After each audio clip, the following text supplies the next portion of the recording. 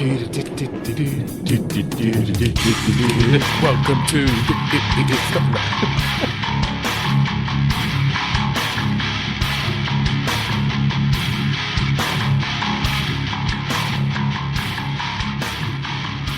Welcome to Bitstorm, a comedy game design podcast by two guys who know nothing about comedy nor game design.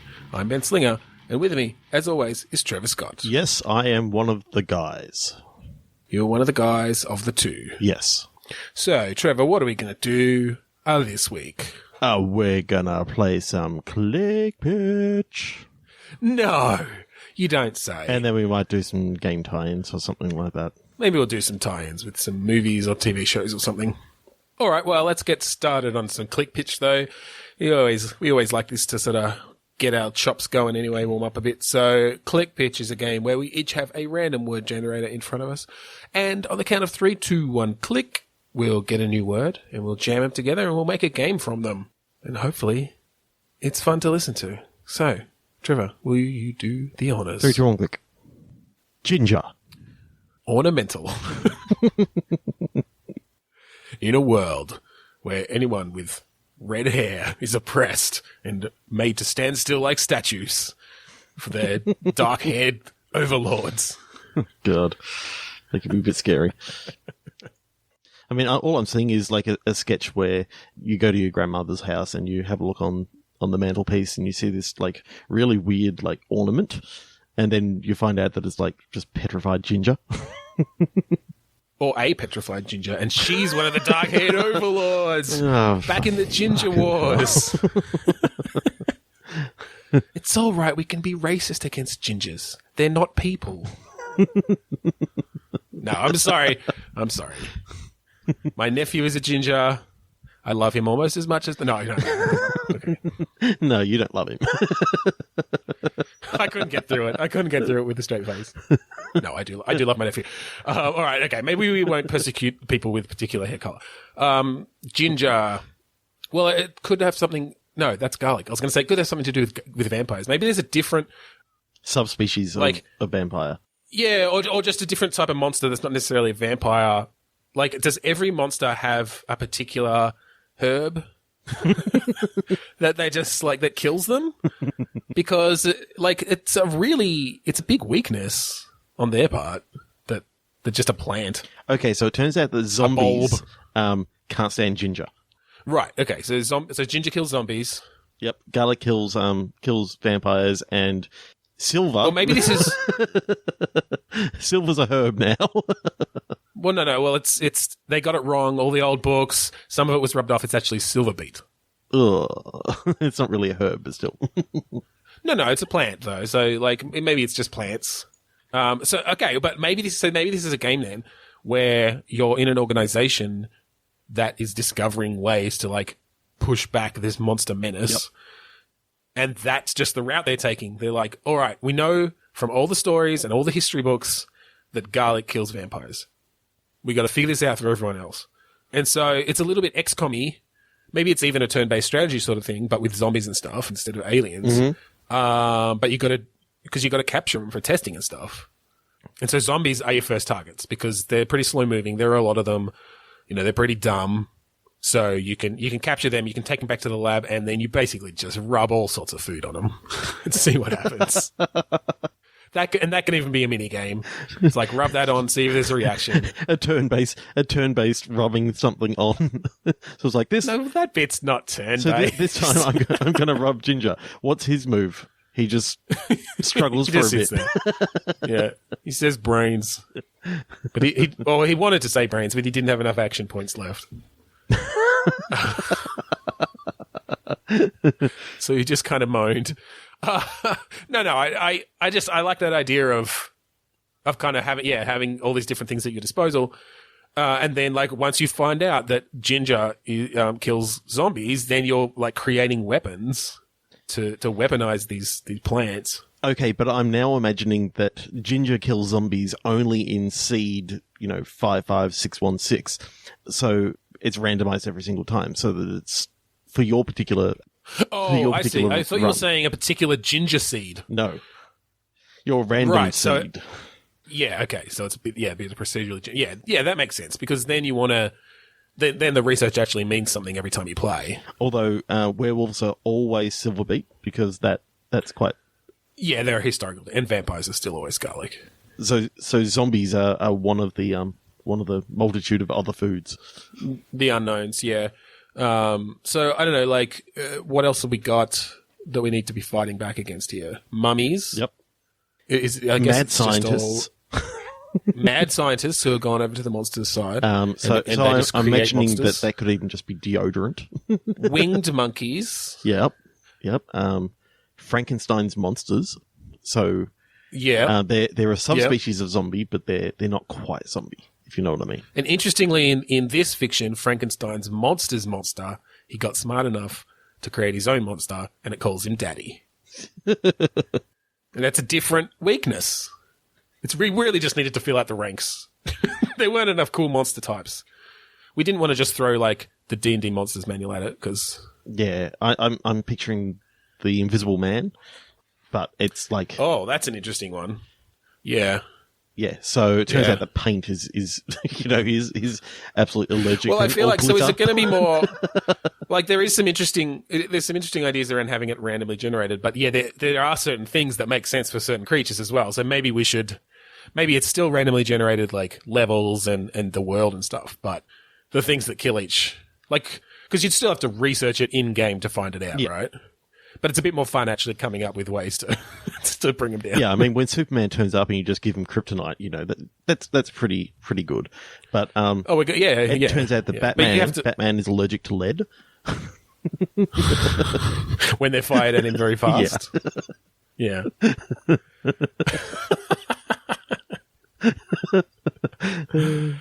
What I'd also like about this idea is that it's kind of a turn-based strategy with a gardening element. So there's a little bit of like Stardew Valley in there because you actually have to, like, once you find out that it's ginger that kills zombies, you have to. You do realize what happens in some parts of it. It basically turns into Plants vs Zombies. Well, that's the end goal, right? Is to create sentient ginger. All right, I think we've brushed all the dirt off that one and put it in a salad. Okay. 3, 2, 1, click. 3, 2, 1, click. Mason. Drainage. Okay. A drainage mason. So I'm picturing this as like a building game, but it's set like maybe in, say, ancient Rome or something like that, and you're sort of having to create aqueducts and somewhat trying to get some sort of drainage happening. So I guess what sort of game? Because there was that old game. I think was it Caesar? Yep, probably since it was Rome. But like there was a lot of building aqueducts and stuff in that. That was a top-down building game sort of thing. Mm-hmm. But I don't know. We're taking it in a different direction. Like, what sort of gameplay do you think? Is it more of a Minecraft-y kind of walk around and create? Yeah, more of a Minecraft-y move around things? In 3D sort of thing, but VR. Because I like building things in VR. And yeah, is it one of those ones where you get to be like God-sized to build things? Because I actually really like that feeling. I think God-sized that you can then pull down into like parts into and like sort of grab a piece, grab another piece, and like stretch and bring it into focus, and then you can like grab and pull away and go back out into God mode. So is this almost like a puzzle game, or is it kind of a like systems based, just experiments with different things? Maybe it's a bit of Polybridge, but with instead of cars going and things going across bridges, it's like water going through aqueducts. Yep. And so you're given the opportunity to create all these ridiculous ways to solve the puzzle. And given that it's sort of set before a lot of machines and that sort of stuff, it's like, okay, so it turns out that we want to get this water up to the top of that hill. How are you going to do that? Yep. Yeah. And it's like you've just got to come up with some sort of way of because you don't have like mechanical pumps and stuff. How did they? How do they proverbially push shit uphill? Well, yeah, like I don't actually know. I've got a way that I'd actually do it. I'd drop the size of the hill, or increase the size of the buildings that the waterway, so that the Well, but I'm just thinking of like, so maybe it's just, polybridge style. You can still have it in VR, but you've got water coming in from one direction and you've got an output that it needs to go in the other direction. Mm-hmm. And yes, similar to polybridge, you've got a budget and you've got certain materials and tools at your disposal, and it's just a matter of building something to get that water from one side to the other without like losing too much off the edges or whatever. Like you got to get a certain percentage through. I've got a perfect idea on how to get that water up that hill. Taking it from Jack and Jill, you basically have like slaves. Well, not slaves, but actually paid workers who their job is to pass the bucket up the hill. Who needs the aqueduct at all? Just get long lines of paid workers, sure, to pass buckets around. They'll be paid. I don't believe in slavery. Well, I believe it happened, but I suspect that. Think that it's a good thing. I'm not a slavery denier. Are you a slavery slavery denier? Slavery truther? No, that'd be the opposite, wouldn't it? Yep. Yeah, okay. I don't know. Like, there's a challenge here in making that interesting, I guess. But I'm just picturing the cool things you could do where, you just let the water free fall for 10 meters before it just hits a slope, or like a funnel and a slope to then fire it off in the direction you want it to go or something. Yeah, it could be fun. Okay. I reckon we've, squeezed all the water out of that one. Let's do it again. Yeah. The sponge is dry. Ready, one click. Renegade. Porpoise. Renegade porpoise. Love it. What's porpoise? I'm on board. Like a dolphin. Oh, fuck yeah. It's like Echo the dolphin, except, he's a renegade. Okay, so yeah. What does the renegade porpoise do then? I guess it's what is he or she renegading against? Okay, I've got an idea. So I believe that dolphins don't actually need water to breathe, right? But what they need is water on their skin. So you've got this renegade dolphin who has basically become a porpoise. They are different. Okay. Apparently. Okay. Dolphin's easier to remember. Okay. Yeah, that's fine. We'll go with dolphin. They're very similar. They still have sonar and they're still, but anyway, dolphin. Everyone knows what dolphins are. I like the idea that it's the first dolphin to decide to walk on land. They've basically, I can picture them in a wetsuit as such. And so I kind of want it to be that they're like, they've joined like the police force. And like, so they're not only are they a renegade dolphin because they've chosen to live on land, but they're a renegade cop who doesn't go by the rules. Yep. I can just. You're a loose cannon. You're a loose cannon, Flipper.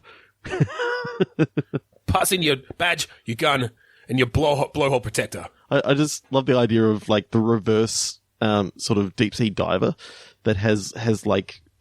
Like a suit that just has water continuously running through it. Yeah.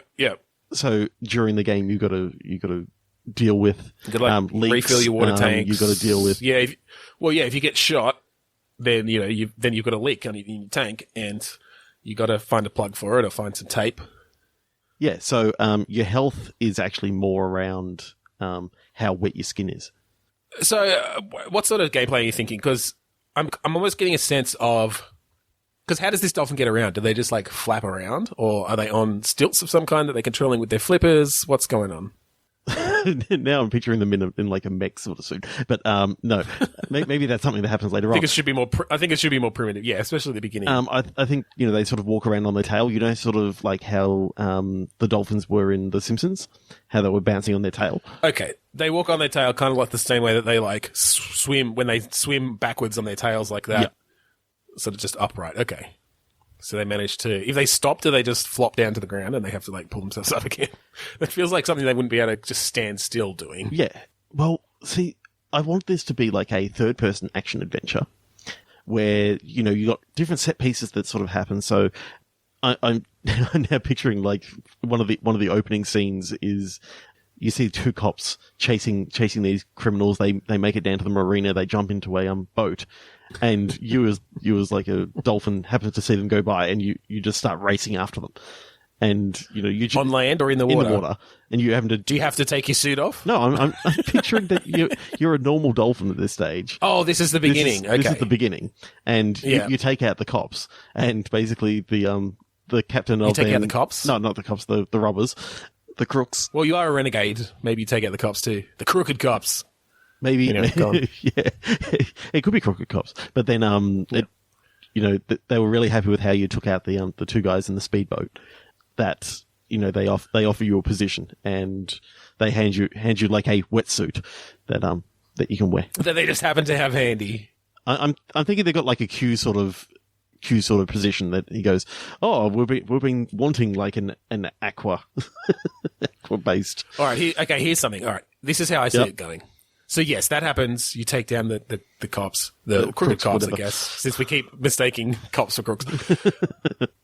And the chief of police is like, all right, we need you on the force. Here's a badge, and like tries to give it to you, and you turn it down because at this point you're still conflicted about leaving your family under the sea, under the sea. But there's this scene, so you like disappear into the, you go off into the water. You're like, no, I'm not interested. And there's this scene with the chief just being like, well, it's here if you want it. And he like throws the badge into the water, and you just get this shot of it like floating down. And then the intro music starts. Yeah, totally. Like it's this nice shot of the badge like at the bottom, like sinking as the credits roll, the intro credits. I'm picturing like a James Bond style sort of scene. Well, kind of, or just that sort of theme. Eon Productions present. Yeah, and it's just floating down, sort of floats over to the right, and the credits fade in on the left. And then when it hits the bottom, then it sort of goes back into the cutscene, and the badge goes out of focus, and you see the dolphin like coming towards it out of the background, and he like picks it up, and that's when he reconsiders for whatever reason. Mm-hmm. Or maybe we show a bit of why he's reconsidered, but it's like the force needs me. And then it kind of cuts maybe to a bit later when he's maybe you go through your training. And that sort of stuff. They hand you the suit, and you're like, where did you even get this? And it's like, oh, we've got a mysterious Q-like figure. That's just what they say. Like they assume everyone's going to get it. And then that's it. And then you've got this sort of, all these different set pieces, all these missions where you're bouncing along, flopping along. I love the idea of like, yes, your health is kind of how wet your skin is, but at the same time, the visual indication of your health status is just how many leaks have sprung in your suit. Yeah. So you're kind of like bouncing around. It's like, oh, okay, there's just one little leak with some water spurting out. I'm okay. But then you get caught in a hell of bullets, and there's just like 10, just every direction. You're like, oh fuck, I got to get out of here fast. And if it gets down too low, and you get hit some more, maybe there's like some red blood that starts coming out as well, that sort of then it starts the water starts turning pink because you've hit some actual flesh. So I'm liking the idea that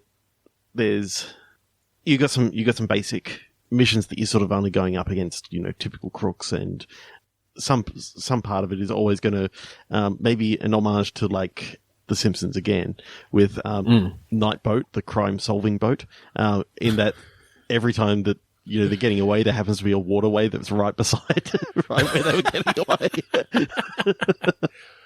Yeah, well, I do like the idea that there are at least some missions that are swimming missions, so that you're actually you've got swimming missions, and so I'm picturing like you're swimming along under the water, you jump out of the water, and you're just like firing your gun at them as you go past.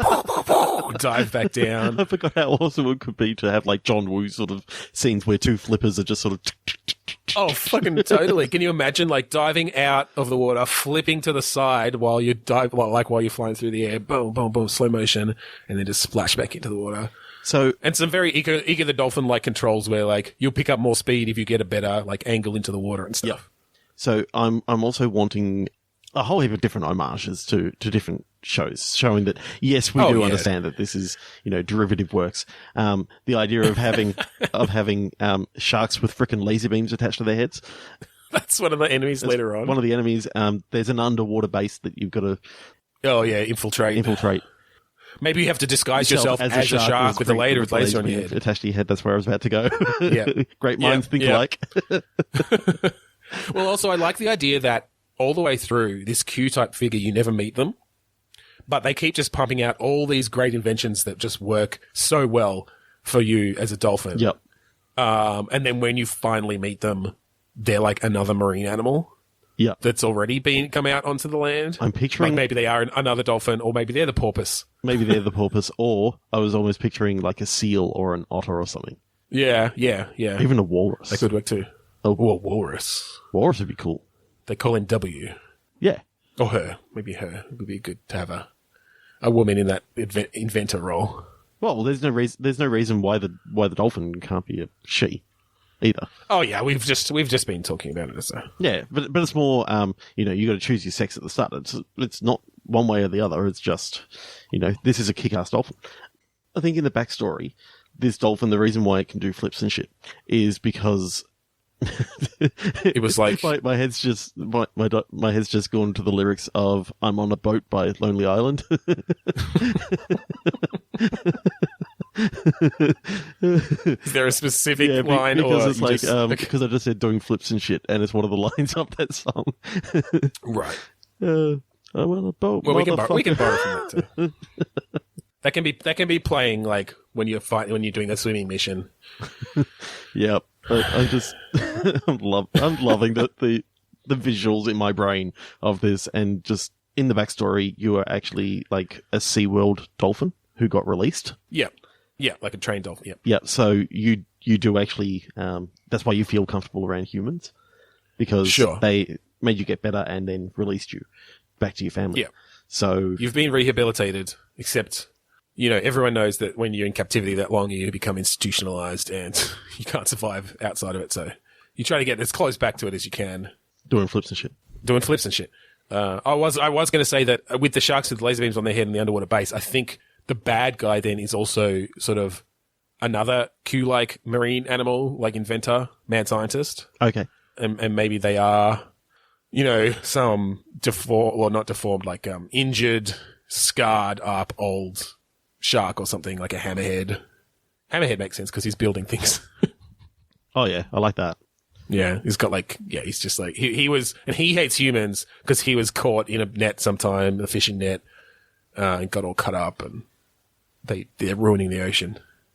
And also he choked on a 6-pack, like a ring pull thing. And also, someone shot him. Mm-hmm. He's just had all these run-ins with humans. It's just been boiling away inside him. And every time he's about to forgive and forget, like some douchebag on a surfboard just kicks him in the head accidentally. All right. 3, 2, 1, click. Diplomacy. Ouch. Okay. Where my mind went on this was kindergarten. Oh, really? So, because I'm just thinking ouch, like an ouchie. Okay. But it being like the diplomacy of the kindergarten schoolyard. See, I mean, where my mind went was diplomatic immunity from Lethal Weapon 2. So therefore I was thinking that there hasn't been a game where you play like a diplomat that just gets into a lot of trouble. So I was wondering where you could take that. Because it's like you can kill as many people as you want. So it's basically a Grand Theft Auto game with no consequences. Well, that's it. It's just Grand Theft Auto with your cheats on. Okay, so maybe you play a diplomat's child. Okay. At a kindergarten. Okay, there you go. All right. So we'll join the two ideas. Yeah, so maybe these are all children of like politicians and diplomats, and so there's sort of they've got a whole government going on within the kindergarten. Yep. And it can be obviously a satirical way to poke fun at government and such. Mm-hmm. So this diplomat's kid comes in to this, they're presumably, their parent is a diplomat, so they get moved around a lot. They come into this new school, and they're sort of trying to navigate the different political waters. Do we come up with like new political parties that are defined by the values of the schoolyard? It's like, if you're on the left, then you believe in being able to choose your flavor of yogurt at recess and sharing all the toys equally. But if you're on the right, you think that nobody should be able to dictate how long you can play with toys, and we shouldn't have yogurt at all because it's a sin. And also that the library is also a really, really dodgy thing to have because it, costs too much. Yes. Oh, wait a second. I've just gone into politics too much. No, I think we have to. I think that's the best thing for us to do. Yeah. I like that. So what's the gameplay here, I guess?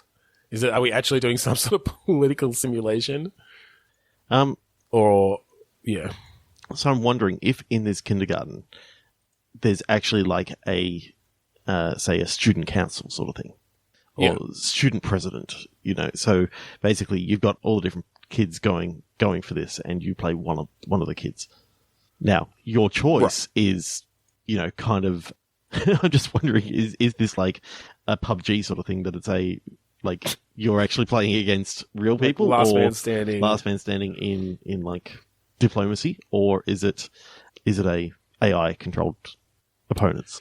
Yeah, well, look, I like the idea of decisions you make affecting the schoolyard in different ways. So if you do swing to the left, then you can put policies in place. Or maybe it's around getting the votes you need to pass the bills that you want. But all the bills are like written in crayon. So it's like, with that, cheese sticks, will be on Wednesdays and Fridays is the bill you want passed. And so you have to go around and like get enough people on your side.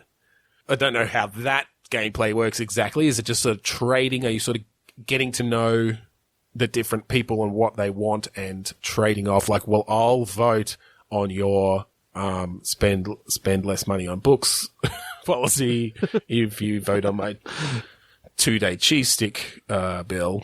I'm starting to wonder whether you could actually do like a much earlier version of Bully, like the Rockstar game. Okay, so more narrative. More narrative based. Obviously, you get some choices as to whether you want to go down the left or right. I think that's a good way to go. So you can actually have like a different narrative depending on what side you sort of you go down. Yeah, and you can sort of choose faction missions and that sort of stuff. Okay. Yeah. Well. Yeah. And of course, I like the idea of I definitely like the idea of a Bully style or just a Grand Theft Auto-ish sort of like that sort of mission based narrative style game based around 5-year-olds. Yeah. 4 or 5-year-olds. Cause there's a lot of fun you could have there. But then obviously, bringing in this layer of they're all precocious children of rich, probably white politicians and such. And just bringing in the values that they get from their parents and we can still have, I think, missions where it is around, getting the votes. But, some people might go for a bullying way to get the votes and some people might, favor the carrot over the stick and try to get them things they like. Yep. And then those things have some minor effect on the gameplay from that point on or on the story maybe. So, if you do get the cheese sticks, then when you're going around on one of the missions, like they might be available to you to get your health back up or something. So I'm picturing that there should be like an antagonist that is outside of the kids, in that they've got to sort of end up putting their differences aside and band together to sort of. That never happens. Yeah, but this is an idealized society that. Well, then we wouldn't have right wingers at all. And snap. No, okay. Yeah, so is it like one of the teachers then? Because we haven't really brought the teachers into this at all. What role do they play? Yeah, see, I'm just wondering whether you can do like a Peanuts sort of thing where the adults they don't actually they're not understood. You can't actually understand them. They're like I love that. Yeah, you could go that route, or I kind of just had a vision of the adults being like dinosaurs, like these big kind of slow moving. They just stomp past occasionally, and they're a bit of a they're a bit of a wonder, but you can't actually communicate with them. It's just a sort of da da da da da moment as they're like. You see the ripples in like the juice. Yeah, totally. It's like, oh shit, one's coming. Yes, Mr. Jones.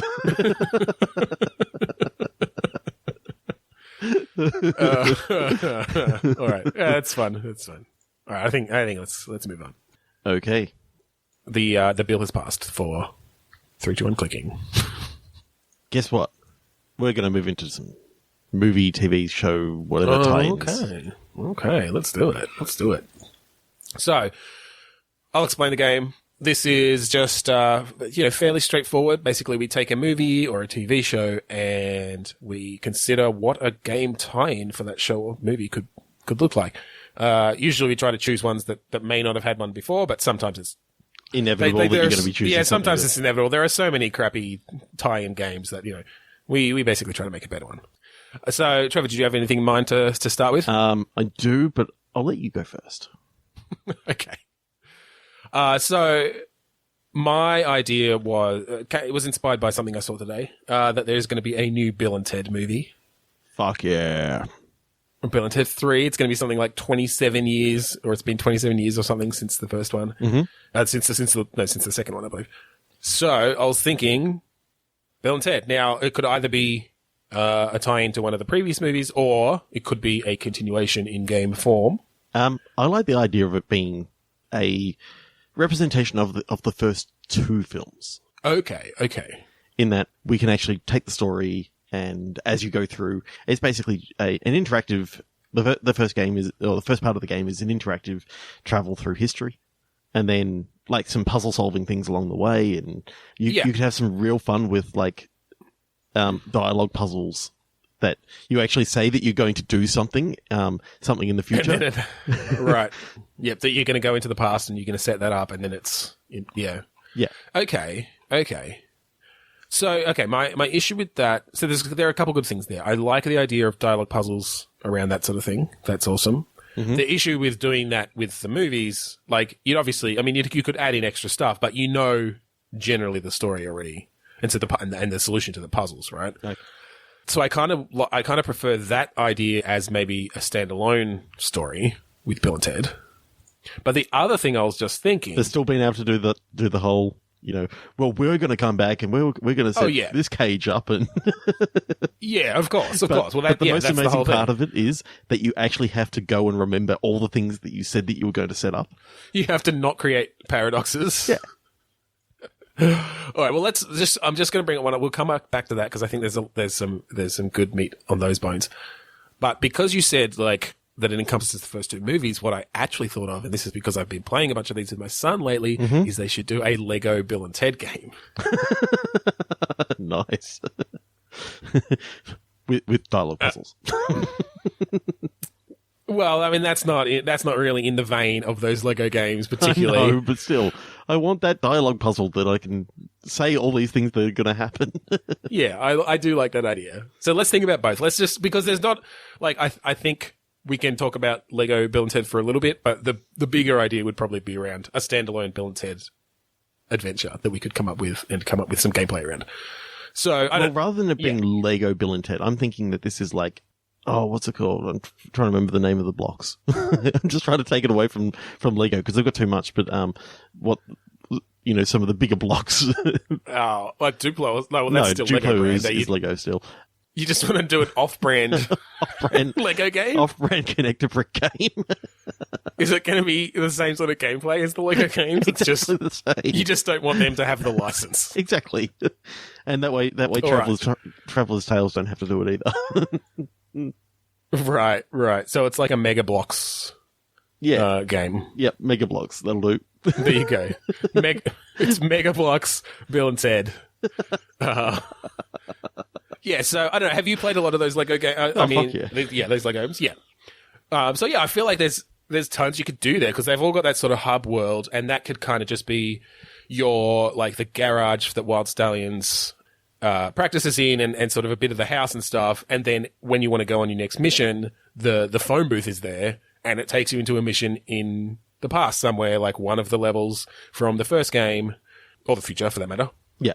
And yeah, just as those Lego games tend to do, just kind of walks you through the story and comes up with interesting things. So each of, a bunch of unlockable characters, most of the time it's going to be Bill and Ted, especially at the beginning, but then you get, the historical characters, so you can play as Napoleon, and he's the one who can, climb through the vents and things. Because he's small. Because he's small. You've got Genghis Khan, and he's the one who can, smash stuff. You've got Beethoven who can do music puzzles.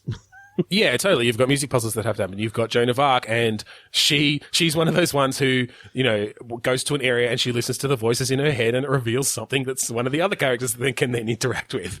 You got the princesses that you got to save. Yeah, exactly. And maybe, so once you've saved them, you unlock them, and they're playable too. Yeah. So what I'm thinking, rather than it being you have to save the princess, you flip that on its head, and you actually start out as the princesses, and they have to go and save Bill and Ted. So I think maybe that can be that next adventure that we talked about. I think if we continue with the Lego one, that should just be going through the standard stories. Okay. But so yeah, because there's tons of characters that you can unlock. There's all you get to unlock death. You get to unlock, what was the fucking creature? Station. Station.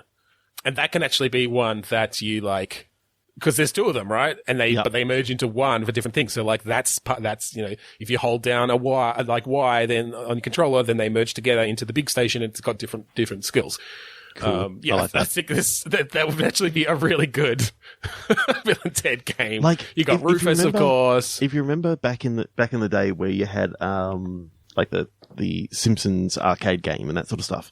And if you both hit something at the same time, you could actually do a combined move.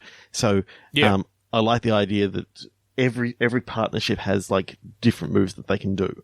If you got your two stations, then they can join up to become, the big station. The evil robot Bill and usses, Ted can just do their air solo and that fires something off. Yep. The evil robot usses, they they pull their skin over their head sort of thing and scare the hell out of people. Yeah. Something like that.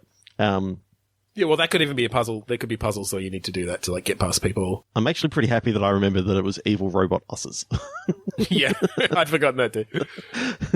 I fucking love that. Lego Bill and Ted would be awesome. All right, so that's awesome. What would also be awesome is let's think of a standalone game, a new story set after the Bogus Journey, before the new movie, which presumably is going to be obviously they're going to be older. I think they're going to be parents and stuff. Yes. So this is sooner after Bogus Journey. And yeah, I like the idea that you start with the princesses, that they are your starting characters. Yes. And they're trying to save Bill and Ted. And then obviously later on you get Bill and Ted and you can maybe switch back and forth between them and stuff for different levels. But the one thing that I want to bring back into this movie not a movie, this game that they're not going to be able to do in the movie is actually have Rufus. Yes. Now, yes. We're not going to be able to have Rufus. To have them not voiced. Well, you could probably find an amazing voice actor who could actually, That's true. Or George Carlin did. There's definitely a lot of audio of George Carlin talking. You could probably do some machine learning to come up with a pretty good representation of his voice, swears and all. The problem is halfway through, he starts spouting off the seven words that you can't say on radio. Totally, it's oh fuck, our machine learning really learned. It sounds like George Cullen, and then all of a sudden he starts talking about the rules of the road. Oh, God. Yeah, so either we come up with some reason that Rufus doesn't talk or isn't in it. He's got laryngitis. It's just the flimsiest reason possible. He's got laryngitis. He's got laryngitis and a notepad saying, "Sorry, I can't talk at this stage. Yep. Got laryngitis, doctor's orders." Enough said. And there's a deleted scene at the end where he's holding up the notes sorry, I can't talk at the moment. My voice actor died. Oh. Fuck. Yeah, no, so that's so funny.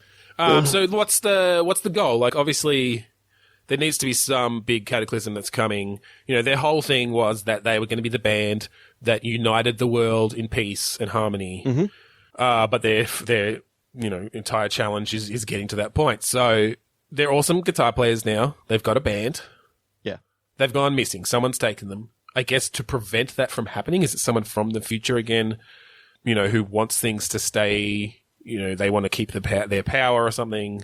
I think that it could just be a rival faction of like, I can't really remember who Rufus's faction was in that. Yeah, I don't know. I think they were just, I don't know who he was working for. They were just making sure that Bill and Ted happened, basically. Yeah. And probably the only reason they were doing that is because they know that they did it.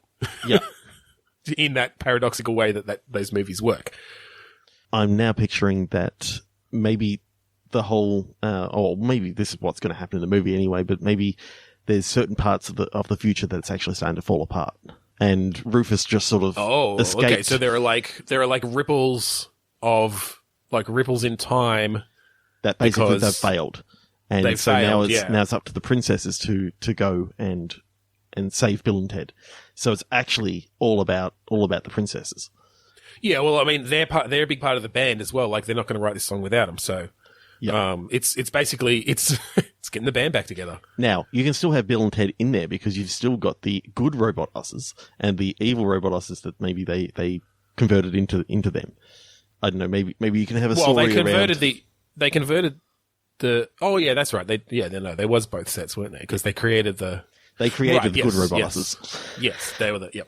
So I think you can still have like a Bill and Ted like clone that maybe the good robot usses, they managed to get enough good technology so that they look just like them. Right. Yeah. Well, then you can do a little switcheroo at the beginning where like you reveal to the audience that they're actually the robots. Yep. And, I think Bill and Ted should only be missing for like the first third of the game or something. Like, I don't think the whole game is about finding them. Well, maybe you can have that whole thing that, halfway, third of the way through the game, you do actually find out where they are, and you can like have like an act you can like them, switch it back and forth. Yeah. And it turns into, sort of like the adventure games of like Maniac Mansion and that sort of stuff. Thimbleweed Park sort of thing. Yeah. Yeah. I mean, are you thinking point and click? I'm thinking point and click because then you get the good dialogue puzzles and that sort of stuff. Yeah. And just being able to say, we'll come back and we'll do this, and then that thing actually happens. But there's a point where you say, "I'll go back and do this, and this," and then nothing happens, and you could have, that whole thing of, maybe you're not going to actually win at this stage. So you start thinking, what's actually happened to the time machine? Why aren't they able to go back in time and do this? Yep. But it turns out that like everything works out for itself, and they didn't actually have to go back and do that because when they got to the point, right. Either Deus Ex Machina or something like that happens. Yeah. Well, I do like that idea of having to get the band back together, including like Death, Station. Like, is that who else was in the band at the end? It was because it was good Bill and robot Ted. usses. It was the good robot usses. It was the princesses and Death. Is that it? And Station. So. Station was on like the bongos. Yeah. So part of the reason, like maybe this is 5 years after Bogus Journey or something, and they've kind of drifted apart. They don't get together for practice anymore, and like the princesses are like, well, this is no good. Like they're supposed to save the future. We got to deal with this. And so maybe there's a scene where they think they are talking to Bill and Ted, and then it's revealed that it's the good robot usses. Yeah. And like they know the good robot usses by now, but there's they literally can't tell them apart now, so they always get pissed off when they pretend to be Bill and Ted. Yeah. But then maybe what happens is that reason that the good robot usses were doing that is because Bill and Ted had gone missing and they're afraid, and so they were trying to hide that fact or something. Mm-hmm. And so then, they joined the adventure, and you don't necessarily have to be able to switch between all these characters, but and then, so you have to go get Station from somewhere somehow. Maybe you have to get Rufus's help to be able to get to heaven. Are they back in heaven? I don't know. Could be. Do you have to die to find Death? I love the idea that you like one of the princesses has to kill themselves. And they're like, "Oh, hey, Death, we need your help." And he's like, "All right, I'll bring you back to life, and I'll come with you. Go via heaven to get Station." I like that. And so who's the bad Like, who's the antagonist here? Who's captured them? Maybe it's someone on Rufus's side who's like a double agent or something. Could be. Who has some reason that they want to... If I remember Bogus Journey well enough, that's what Joss Ackland was. He was actually, from the future. And he came back in time to basically try and stop. Yes. Yeah. So it's basically, it's another Joss Ackland's, like, second in command. Did we ever find out why he wanted to? What his he just didn't like the music, I think. Okay, he just didn't like the music. All right. Yeah. Well, I like the idea that maybe, because presumably whoever Rufus works for, or whatever organization he runs or whatever, they have some way of seeing different timelines. Or let's just presume they do. Yeah. And so maybe this is literally someone who works there, got a glimpse, like got to use this machine, looked at a bunch of timelines and found one where they are just like the all-powerful leader of the universe. Oh, fuck. Yeah, that'll talk them into doing it, but it's... like, exactly, yeah. But they kind of are, maybe they're kind of like a stuffy, nerdy type. Mm-hmm. And, they're not very good at talking to people. They're socially awkward and they're like, so this is just completely unbelievable to them that there could be some timeline where they're different and they're this overlord. And so, yeah, they basically go about trying to make this happen. Mm-hmm. And part of that is preventing Bill and Ted from making their music. Yeah, I think that could be interesting. Yeah, I definitely think so. So there's two Bill and Ted films. Oh, two Bill and Ted games. Two Bill and Ted games for you. There you go. That's not bad. Would you like to hear my idea on what I'd like to see? Nah. I want to end on Bill and Ted. No, I'm just kidding. All right. What's your idea? So we know that in the past, like, the DC Batman games have been amazing. But there hasn't been a Marvel, like, amazing game other than, Spider-Man's coming out. But we're talking about, like, Batman is just so iconic in like, the Arkham games. They're just amazing. One character I've always wanted to play, and I think it would be perfect for one of those sort of games, is like a Captain America style sort of person. Okay. That you can throw the shield and do all that sort of stuff. And he's a little bit more grounded because he can't, like, fly or anything like that. So he's closer to Batman in that respect. I reckon you could actually make a big sprawling world where it's sort of based in, say, around the World War II sort of area, and you're going up against Red Skull and all the other Nazi regime and that sort of stuff, but you're playing Captain America. That could be cool. Yeah. I did just look it up, and there was a game very similar to what you're talking about that came out in 2011 on the Xbox 360 and PlayStation 3. But it wasn't, obviously, awesome, because it wasn't... Maybe wasn't awesome enough, but it is a third-person brawler where you're fighting Nazis. That's fine. We can ignore that. Like we said, sometimes there are already games. But you know what you could then do? You could branch it out into, like, all the rest of the Marvel Cinematic Universe and actually pick up, your Iron Man, your Incredible Hulk. And... So are you thinking that they are all... So is this an Avengers or an MCU game, or is it a Captain America game with cameos? I think it's... Are you saying we maybe start the MVGU, the Marvel Video Game Universe? Yes. But it's based off of, like, the cinematic universe versions of these characters. Yes, because but not telling the same stories. Not necessarily telling the same stories, because it can just be side stories that go on that weave in and out of the MCU as well. Yeah. So it's kind of like how Agents of S.H.I.E.L.D. is part and parcel of the universe, and so are the Defenders, and so are the Netflix ones. Yeah, for sure. Yeah, okay, I like that. So we want to stick with the main Avengers and stuff then, or do we want to find some characters who haven't been, like, in a similar way to how Netflix has done the Defenders? Do we want to find characters that haven't been represented or fully represented in the MCU to sort of tie them into everything that's going on? Well, okay, how about the first game then? In our Marvel video game universe is actually Black Widow. So we literally do something that everyone else has been afraid to. We hit a super hard hitting Black Widow origin story. Origin story, Russian spy sort of thing. You'd have a lot of fun. That's good, because you could have a lot of fun with the brawler gameplay, a la Arkham games. Not exactly the same, obviously, but that sort of style, but a lot more acrobatic, using the environment a lot. Sliding between people's legs, coming up, grabbing them, doing a handstand, grabbing them, flipping them into someone else. A lot more grappling sort of stuff, a lot more flipping and grappling, disarming, Basically, that scene in the corridor in Iron Man 2 where Happy Hogan has gone in there and he's beaten up one person. He turns around and Black Widow's totally demolished everyone else. Yeah. I want lots of those sort of things. Yeah, totally. That'd be awesome. And so, I think at the beginning she's just a Russian spy. Yeah. And it's obviously and maybe even her introduction into the KGB or whatever. So maybe it starts with her as a teenager. Yeah.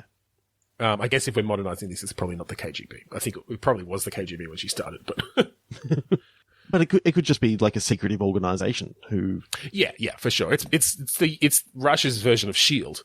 Yeah, but it turns out that it's got ties to Hydra, Trump as well. now Same I don't know. Same thing, right? Trump actually exists in this universe. Lucky them. I'll take fucking Thanos over Trump. At least he's got some goddamn morals. Did you check out that website that tells you whether you survived or not? No. Have you seen the movie? No. Have you seen the movie yet? No. So you don't even see? Do you even know what it's talking about? Have you seen spoilers enough to know? I got spoiled by a guy at work. So thanks, guy at work. Yeah, that sucks. I'll probably cut all this to avoid any potential spoilers for anyone. What's the website?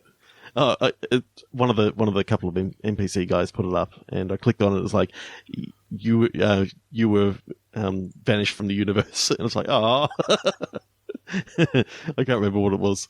It was like, did Thanos kill you or something like that? Did Thanos kill you? All right.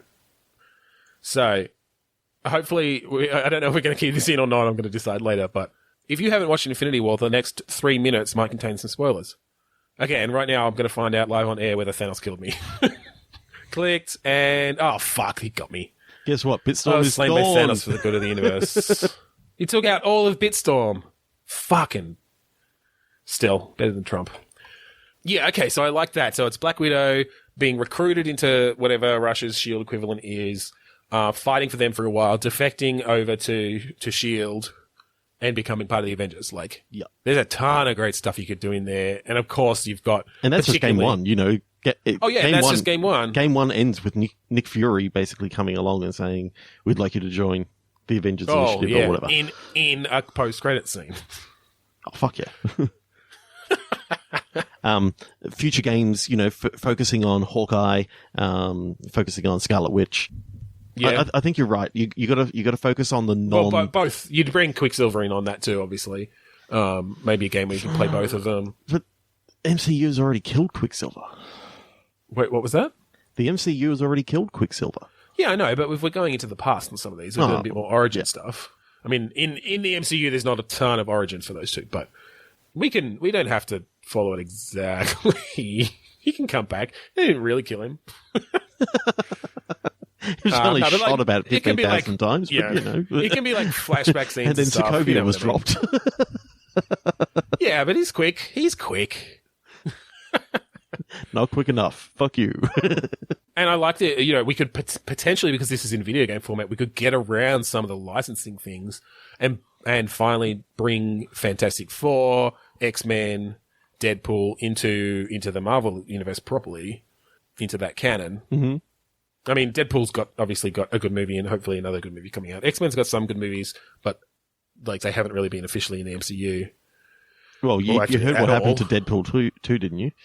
That they actually had to edit it and remove some not so nice X-Men? things. No, some not so nice things that Ryan Reynolds said against Disney. In the movie? Yeah. That's funny. And given the sort of light ribbing that they sort of have allowed, they've sort of said, yeah, it looks like it was pretty far, and Disney didn't like that. I hope they released the deleted scenes of that. Yeah, that'd be awesome.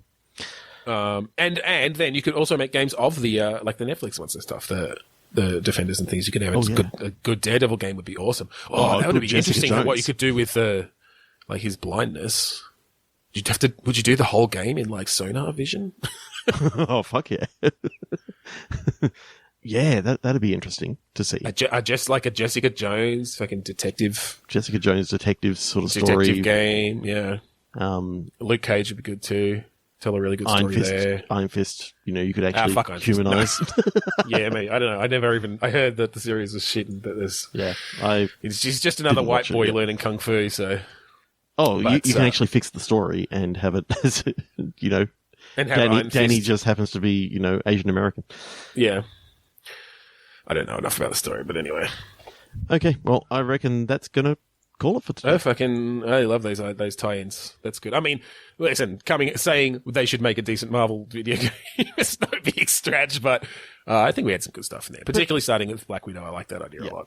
I mean, sure, I started with Captain America, but that's because I just want to throw a shield at people. Shields. You want a decent shield-throwing mechanic. Well, after how that should be VR. After how good throwing stuff was in God of War, I just... I want to throw shit at people. And, Thor throws stuff at people as well. Well, I was about to say, a good Thor game... Well, and I hear that they based the some of the animations and stuff of firing out your axe and having it return on, like, the Thor with his hammer, so... Yeah. Definitely port that across. There are so many things that you could do in that universe, and all they need to do is get Rocksteady to go over there and show them how it's done. It's... Yeah... Rocksteady, or we'll see how Insomnia's done with Spider-Man. Yep. There are a bunch of good studios that could do it. Monolith, there's a lot of good stuff in Shadow of War that would could be brought across to those sort of games. Yeah. There's just something about those Rocksteady games in that it's all story. Like the story in those first two, especially, because it was actually written by comic book writers and that sort of stuff. Like they just really they need to. That's it. They need to stay true to it, and that's why they're so good. And that's why... Because they haven't just tried to shoehorn a story into some superhero combat, Yeah. Okay, that's enough about that. That's enough of this bullshit. Let's end the episode. So, thanks for joining us on Bitstorm this week. If you want to find us on the internet, we are on Facebook, Twitter, and Instagram as BitstormCast. We have a Facebook group, facebook.com/group/Bitstorm. We're on Podchaser at podchaser.com/Bitstorm. And I don't have my notes in front of me. I think there's one other thing I usually say. YouTube. We're on YouTube. Search for Bitstorm, because we don't have enough followers to have an actual URL. Yeah. The link is also on our website. Yes. We're on iTunes, where we'd really appreciate it if you could rate and review us there, and also chuck us a subscribe while we're there as well. We've got a website, bitstormcast.com. I'd like to plug our friends at the AGPN. Search for hashtag AGPN on Twitter, or look for the Australasian Gaming Podcast Network on Facebook. Finally, we'd like to thank Kurudust for the song Mount Defiance off of the album Containment Failure. Yes, we would. So, thank you again for joining us on Bitstorm this week. I'm Ben Slinger. I am Trevor Scott. Shit, there's a zombie coming, get the ginger. And by ginger, I mean Carrot Top. That was the only ginger I could think of. Who's a better ginger we can go with? I don't know. Ron Weasley. Get me a Weasley! Get me a Weasley to fight the zombies. They're our only hope.